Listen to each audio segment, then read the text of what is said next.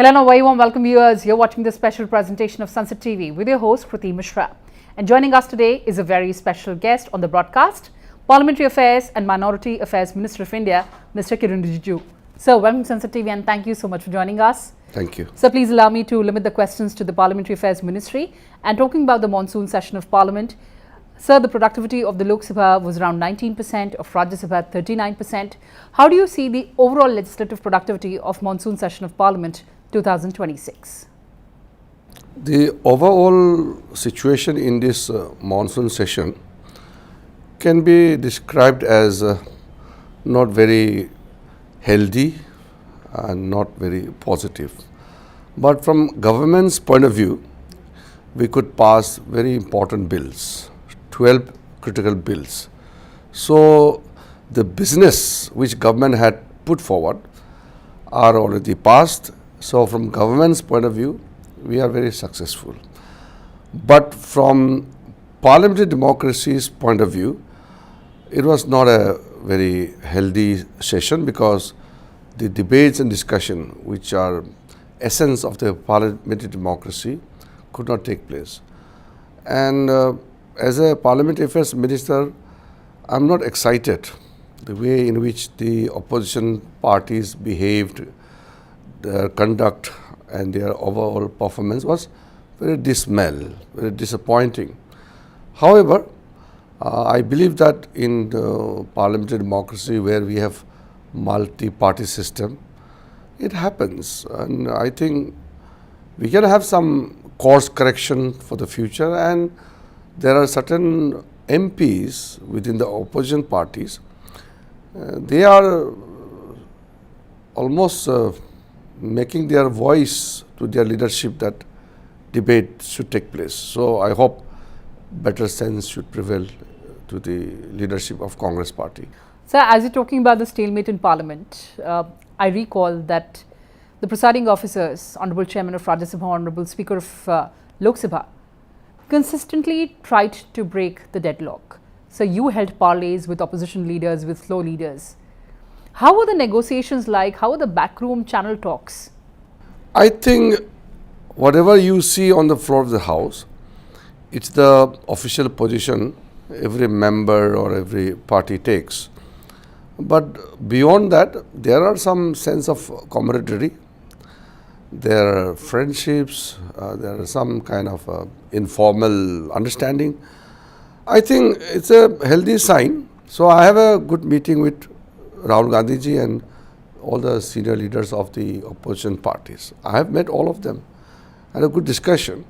But then the position which they had taken, they failed to come to the term that they have to ultimately give in to the demand of the parliament's requirement, not the party's compulsion.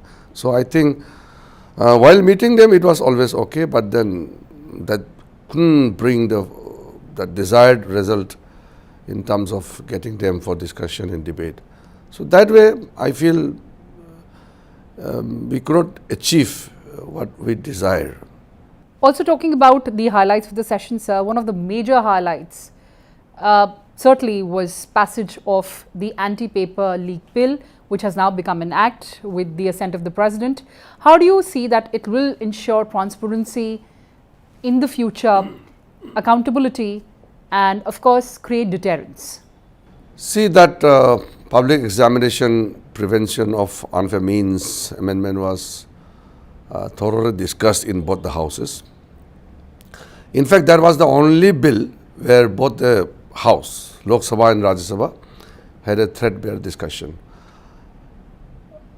But the disappointing part was the opposition members didn't really discuss about the contents and details, the provisions and all those reformative exercise which were taken, and that very stringent streamlining bill was passed. They were talking more about the incidents outside. Maybe the political thing was their main agenda.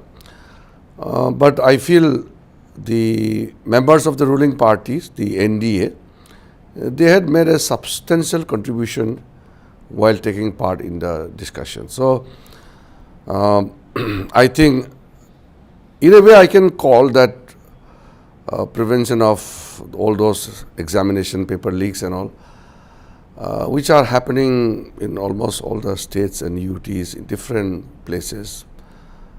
This bill will provide a good opportunity to all the states to imbibe the spirit of this bill and to make the examination system absolutely transparent and accountable. So that is a very critical bill, and I feel it has come in the right time. So, as you're expressing sadness and anguish over repeated disruptions, in fact, you said on several occasions that the government is ready to discuss all the issues within the remit of rules and regulations of the House. In fact, Home Minister also said that he's ready to take all the questions. Yes, from the day one, we appeal to the opposition parties to put all their views on the floor of the House. But they put forward some conditions that if those conditions are not fulfilled, then the other business cannot be transacted. So, one or two incidents cannot hijack the entire other issues. There are so many important issues in the country.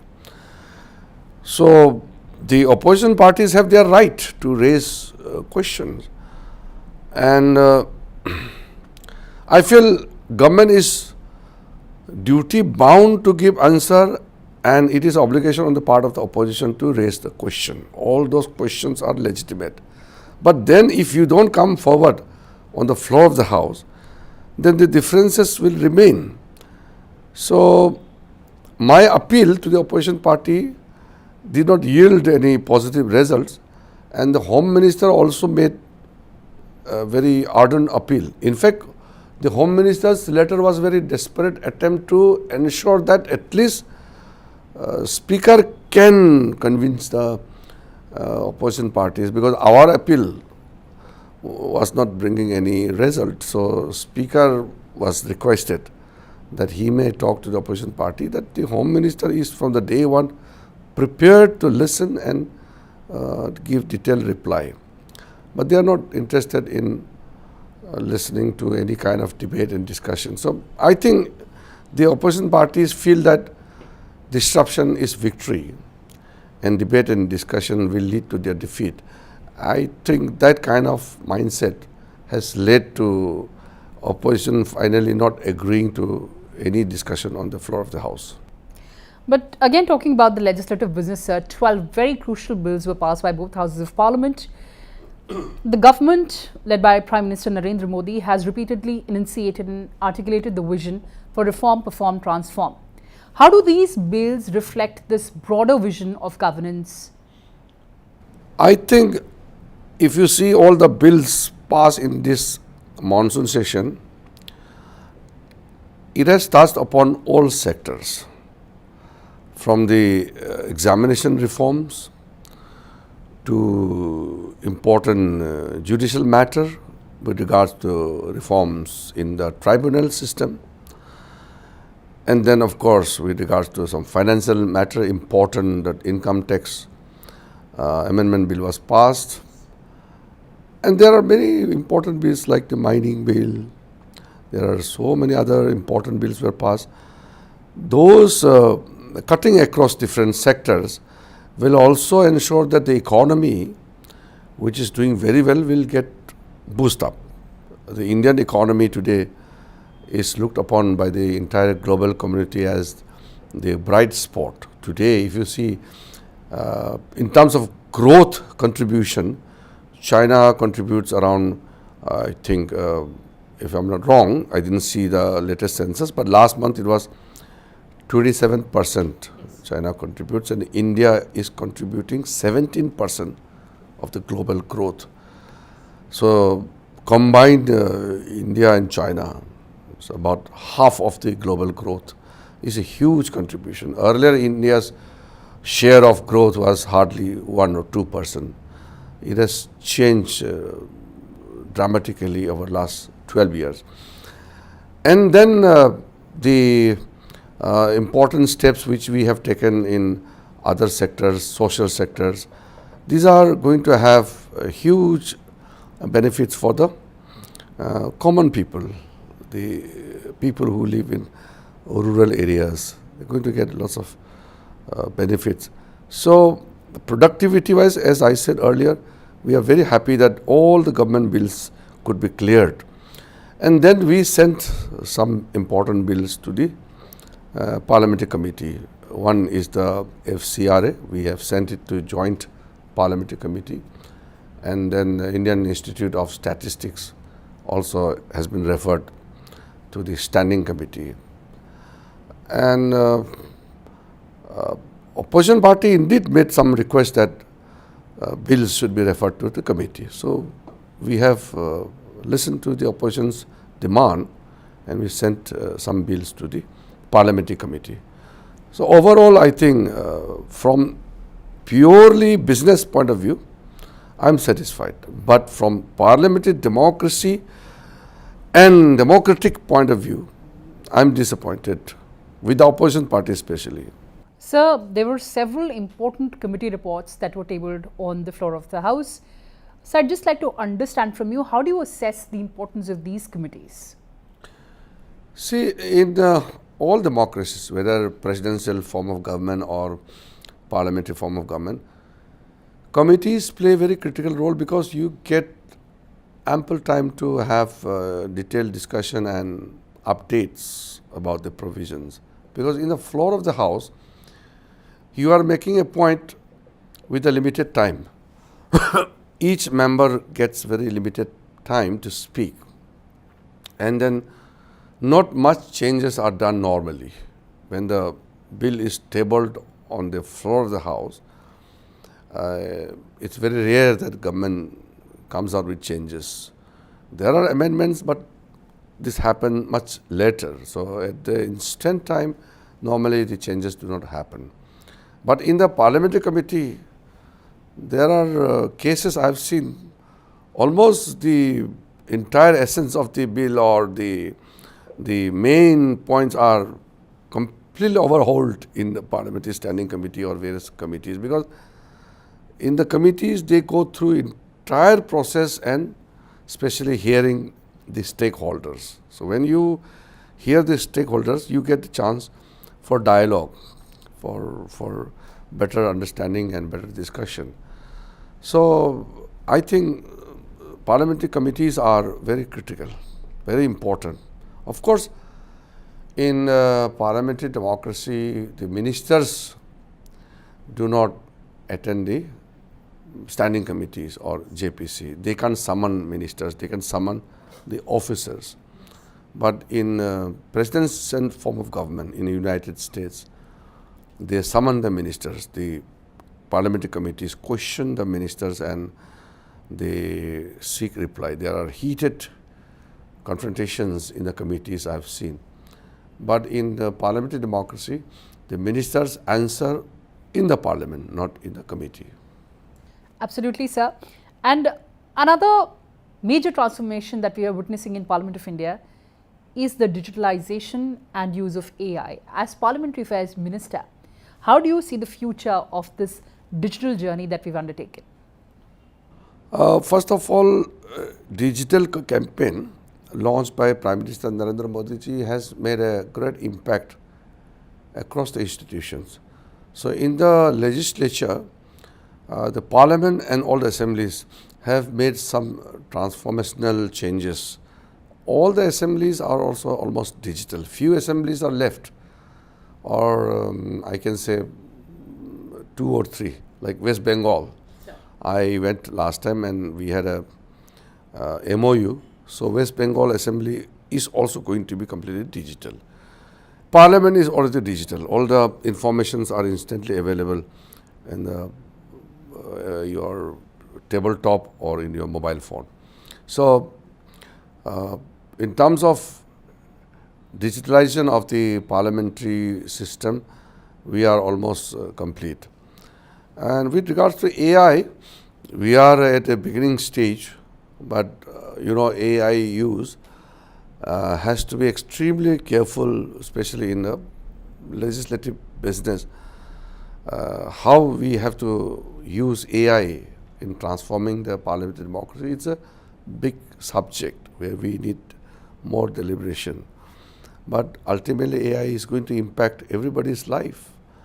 And as I said, information available in written are extremely useful, and when they are easily available. But then when you take the assistance of the AI, then you have to ensure that it doesn't lead to any distortion or misinformation. We have to ensure not only quality work, but we have to be accountable also. Absolutely, sir. And before we wrap up this conversation, on a lighter note, I know you've expressed concern that Parliament should be a forum for debate and discussion and not political confrontation. As Parliamentary Affairs Minister, what has been the biggest challenge so far? The biggest challenge is how to convert the energies of the MPs into productive one. The MPs are very hardworking. They are elected by the people. They represent millions of people.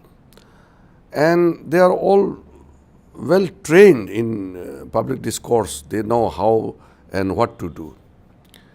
But how to make them come together and make them understand that working together in the parliament is in the interest of the nation. You see, the party who makes the biggest noise doesn't win the election. It's those people who make substantive interventions, who make proper presentation, they attain greater heights in politics. So my personal take as a Parliamentary Affairs Minister is that if an MP desires to have a long parliamentary career, successful parliamentarian, then one must perform on the floor of the House in the Parliament, not shouting slogans, showing placards and creating ruckus or cracking crass jokes and making the Parliament complex as a protest site. It is not good. You are not elected to raise slogans or use abusive language. You are there to speak on the floor of the House. Protests can be done by anybody. You can protest on the street, in the House, anywhere in the country you can protest. It is a democratic right of every Indian. But every Indian is not member of Parliament. There are representatives which are very few in numbers. They have the privilege to speak. So MPs are not being sent to the Parliament to create ruckus. They are being sent to speak, raise the issues of the public and question the government, and the government is duty bound to reply. Well, with that very, very meaningful message, sir, thank you so much for talking to Sansad TV, sir. Thanks a lot. My pleasure. Thank you. Well, viewers, that's all we had for you in this edition. Thanks for watching and stay tuned to Sansad TV. Goodbye for now from my side.